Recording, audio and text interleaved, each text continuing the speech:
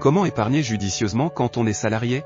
Bonjour à toutes et à tous, dans cette vidéo, nous allons aborder un sujet qui concerne de nombreux salariés, l'épargne.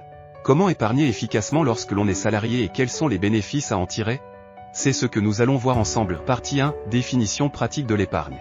Commençons par définir ce qu'est l'épargne de manière pratique. L'épargne consiste à mettre de côté une partie de son revenu périodiquement, dans le but de constituer un capital pour faire face à des dépenses futurs imprévus, réaliser des projets ou préparer sa retraite. C'est un moyen de garantir une sécurité financière à long terme en se constituant une réserve d'argent.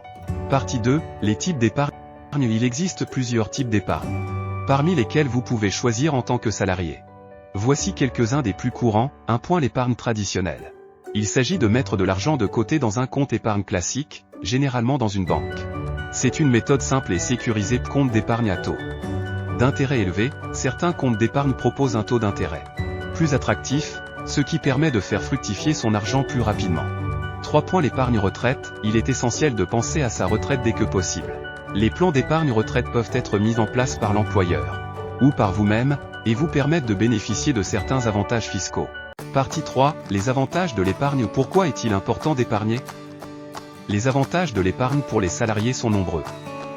1. La sécurité financière. Une épargne peut vous aider à faire face aux dépenses imprévues telles que les réparations de voitures, les problèmes de santé ou une perte d'emploi. 2. La réalisation de projets. Grâce à l'épargne, vous pouvez réaliser vos projets de vie, comme l'achat d'une maison, le financement d'un voyage ou la création d'une entreprise. 3. La préparation de la retraite. En épargnant régulièrement, vous préparez votre retraite et vous assurez un complément de revenus lorsque vous ne serez plus en activité. Partie 4, astuces pour épargner son salaire. Maintenant, voici quelques astuces pratiques pour épargner efficacement votre salaire. 1. Établissez un budget. Commencez par évaluer vos dépenses régulières et identifiez les domaines où vous pouvez réduire vos dépenses superflues. 2. Fixez-vous des objectifs d'épargne. Définissez des objectifs réalistes et spécifiques, que ce soit épargner une certaine somme chaque mois ou atteindre un montant cible à moyen terme. 3. Automatisez vos épargnes. Configurez des virements automatiques de votre salaire vers votre compte d'épargne des réceptions de votre salaire.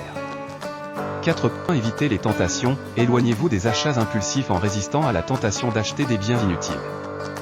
Prenez le temps de réfléchir avant de faire un achat. 5. Revoyez vos dépenses mensuelles. Recherchez des moyens de réduire certaines dépenses fixes, comme Internet ou l'abonnement à la salle de sport, en choisissant des offres moins coûteuses. Rappelez-vous que l'épargne régulière et bien gérée peut vous apporter sécurité, possibilité de réaliser vos projets et une retraite confortable. J'espère que cet outil vous a été utile. N'oubliez pas de liker et de vous abonner à ma chaîne pour plus de conseils sur la gestion financière. Merci et à bientôt.